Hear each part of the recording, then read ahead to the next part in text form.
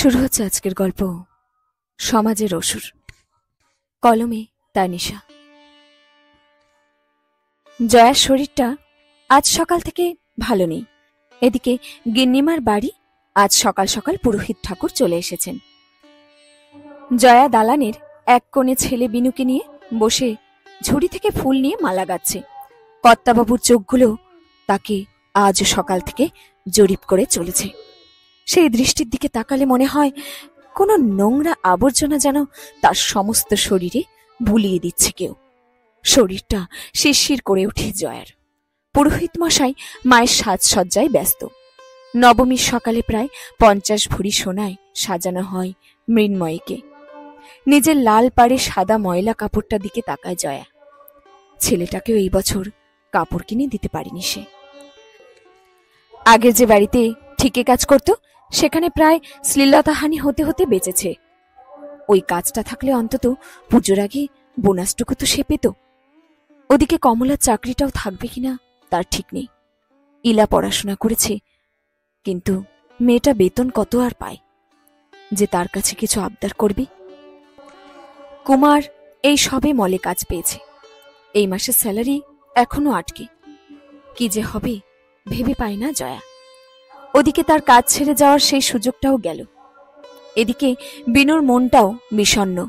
মাঝে মাঝে বিনুর বুকের মধ্যে ভয় হয়। ওই কর্তাবাবুর মেয়ে অনন্যা তারই সঙ্গে একই পাড়ার টিউশনি পড়ে। এনজিও থেকে পড়ানো হয় বলে পুজোতেও পড়ানো বন্ধ হয়নি। টিউশনের গোবিন্দ স্যার খুব ভালো মানুষ। বিনু বরাবরই মেধাবী, আর তাই প্রায় বিনামূল্যে সব বড় ঘরের ছেলে মেয়েদের সাথেই তাকে ক্লাস করতে ডাকে। গত সপ্তাহেই বাংলার একটি ক্লাস টেস্টে সে কর্তাবাবুর মেয়ে অনন্যার চেয়ে 5 নম্বর বেশি পেয়েছিল। সেদিন টিউশন স্যারের বাড়ি থেকে বেরোতেই কর্তাবাবু রাগে গর্জে উঠেছিলেন। কিরে, তুই আবার আমার মেয়ের চেয়ে বেশি নম্বর পেলি? সাহস তো কম নয় তোর। কি ভেবেছিস আমাদের বাড়ির খাবি, আমাদের বাড়িরই পড়বি, আর আমার মেয়েরই ক্ষতি করবি? তোর মাকে বলে পুজোর পর থেকে তোর টিউশন বন্ধ করাতে হবে। তার আগে এই ছেঁড়া জামা কাপড় পাল্টে আমার মেয়ের সমান হয়ে আয়, তারপর না হয় নম্বরের টেক্কা দিস। তারপর লোকটা বিনুর কান মুচড়ে হাত ধরে টেনে নিয়ে গিয়েছিল গিন্নিমার সামনে। বলেছিল, এসব নিচু ঘরের ছেলেগুলোকে পড়তে দিলে মাথা চাড়া দেয়। সে যন্ত্রণা মনে পড়তে বিনু মায়ের কাছে সরে যায় ভয়ে। মা তার মাথায় হাত বুলিয়ে দেয়।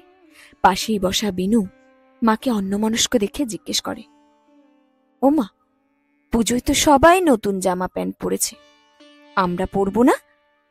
পরব বাবা, টাকা পেলেই ইলা আর কমলা দিদির জন্য একখানা শাড়ি, আর দাদা আর তোর জন্য একটা নতুন ধুতি কিনে দেব। আর তুমি তুমি নতুন জামা পরবে না? ধুর বোকা ছেলে, আমি তো মারি।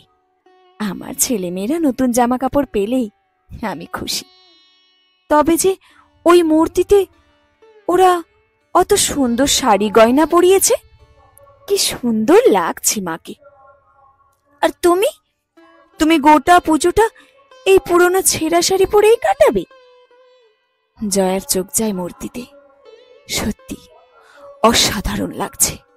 সে মনে মনে হাসি। এই ছোট্ট অথচ নিদারুণ সত্য কথাটা যদি সাধারণ মানুষ বুঝত, তবে কি মেয়েদের জীবনটা আজ এতটাও কঠিন হতো? মাটির দুর্গার থেকেও এই যে রক্ত মাংসের দুর্গার নিত্যদিনের লড়াই, বেঁচে থাকার লড়াই, পুরুষ জাতির লালসা থেকে নিজেকে বাঁচিয়ে রাখার লড়াই, এই লড়াইয়ের অসুর একাধিক। এ লড়াই তো সেই 10 দিনের অসুর বধের থেকেও বেশি কঠিন। সেখানে অসুর বধ হয়েছিল বটে, কিন্তু এই চারিদিকে যে শয়ে শয়ে অসুর, দেবতার মুখোশের আড়ালে এদের বধ করা কি আদৌ সম্ভব? এইসব ভাবতে ভাবতে জল আসে জয়ার চোখে। এমন সময় গিন্নি মায়ের গলার আওয়াজে সম্বিত ফেরে জয়ার। কিরে নবাব নন্দিনী, তখন থেকে যে তোকে ডাকছি, বলি কি কানে কথা যায় না? শাড়ির আঁচলটা গায়ে টেনে জয়া ইতস্তত করে বলে, হ্যাঁ গিন্নিমা বলেন। যা, দাদাবাবু বোধহয় এখনো ওপরে আছে, গিয়ে আমার দেরাজের চাবিটা নিয়ে আয় দেখি। পুজোর বাড়ি কখন কোথায় হারিয়ে যায়, আর পারলে ওদেরও ডেকে আন। আমি বলি, তুই নয় তো কে? হ্যাঁ, এখন হাঁটুর ব্যথা নিয়ে কি আমি উপরে যাব নাকি? তবে কাজের লোক রেখেছে কেন? হ্যাঁ, আমি খেটে মরবো বলে? জয়ার মাথা নিচু হয়ে যায়। গিন্নিমার রাগারাগি শুনে জয়া উঠে পড়ে। তার পেছন পেছন যায় বিনু। ওপরে কর্তাবাবু আছেন, ওনার কাছে গেলেই কেমন জানি জয়ার গা গুলিয়ে ওঠে। কালকে হেসেলে তার কোমরে নোংরা হাত ছুঁয়ে দিয়েছিল লোকটা। গিন্নিমায়ের ছেলেটাও সুবিধের লাগে না তার, সবসময় কেমন আর চোখে তাকায় যেন। সিঁড়ি দিয়ে উঠে গিন্নিমায়ের ঘরের দিকে এগোলো সে। ঘরে টেবিলের ওপর রাখা দেরাজের চাবি, সেটা নিয়ে সবে বেরোতে যাবে এমন সময় পেছন থেকে দুটো হাত তাকে জড়িয়ে ধরে। এই তো পেয়েছি। উফ, একেবারে খাসা মেয়ে মানুষ, কত লেজে খেলালি আমায়। হ্যাঁ, আয় এবার কাছে আয়। জয়া চেঁচিয়ে ওঠে। বিনু চিৎকার করে বলে, ছেড়ে দাও আমার মাকে, ছেড়ে দাও, নইলে কিন্তু। হঠাৎ জয়ার চোখ বিস্ফোরিত। সে দেখে পেছনে বিনুকে চেপে ধরেছে গিন্নিমায়ের বিলেত ফেরত তথাকথিত সুপুত্র জিকো। সে বলল, কি করবি? হ্যাঁ, কি করবি? বাবা, তুমি তোমার কাজ করো, এই ছেলেকে আমি দেখে নিচ্ছি। কর্তাবাবু হেসে বলল, কি গতর দেখেছিস? উফ, আজ বাপ বেটায় মজা নেব। আর যদি বাইরে গিয়ে মুখ খুলিস, চাকরি তো যাবে, সঙ্গে প্রাণটাও। জয়ার মুখে, শরীরে, হাতে ওই শক্ত হাতের মুঠোয় দাগ বসে যায়। যন্ত্রণায় কোকিয়ে ওঠে সে। তাকে বিছানায় ছুঁড়ে ফেলে লোকটা। তারপর তার উপর ঝাঁপিয়ে পড়তেই যাবে এমন সময় দরজায় কেউ জোর টোকা দেয়। গিন্নিমার গলা। ওরে, বলি, দরজা বন্ধ করে করছিস কি? হ্যাঁ, সেই কখন চাবি আনতে পাঠিয়েছি, খোল বলছি। জয়া কোনো দিকে না ভেবেই দৌড়ে যায় দরজার দিকে। জিকো ছেড়ে দেয় বিনুকে। সে দরজা খুলেই বলে, কর্তাবাবু আর জিকো আমার সাথে। নিজের স্বামী আর ছেলেকে দেখে চোখ বড় বড় করে তাকায় গিন্নিমা। কর্তার স্বভাব চরিত্র সম্পর্কে ভালোভাবেই অবগত সে, কিন্তু বাড়ি ভর্তি লোক, এসব কথা বাইরে গেলে বাড়ির মান সম্মান ধুলোয় মিশে যাবে যে। সে জয়ার দিকে চোখ পাকিয়ে বলে, হ্যাঁ রে মুখপুরি মেয়ে ছেলে, আমার স্বামী আর ছেলের দিকে নজর গেল তোর শেষে? হ্যাঁ, ওদের নিয়ে আমার বাড়িতে দৌড় দিস তুই?